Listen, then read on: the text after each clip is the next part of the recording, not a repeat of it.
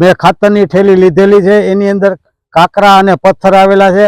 કૃષિ મંત્રીને હું જાણ કરવા માંગુ છું કે આવા ખાતરની વેચનાર ઉપર કાયદેસરની કાર્યવાહી કરે। એટલે ખાતરની થેલી અમે ખોલેલી તો ખાતરની થેલીમાં કાકરા જ નકરા નીકળેલા છે, બરોબર।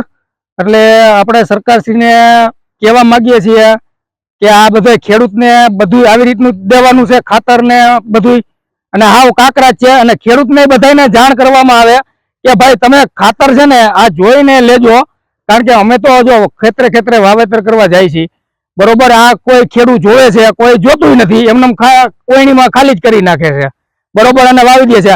આ આખી ખાતરની થેલી અમે જોયું, પાણીમાં પલાળી જોયું, બધું જોયું, અને આમાં પ્યોર કાકરા જ છે, બીજી કોઈ વસ્તુ છે નહીં ખાતરની થેલીમાં।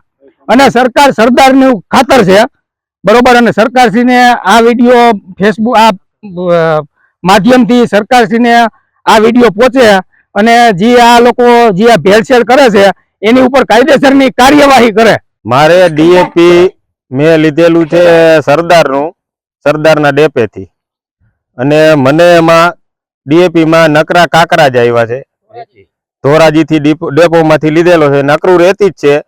મારે એટલું જણાવવાનું છે કે કૃષિ મંત્રી રાઘવજીભાઈ પટેલ એને જણાવવાનું કે આમાં અમારે નકરા કાકરા જ નીકળ્યા છે, આની કાયદેસર કાર્યવાહી કરે।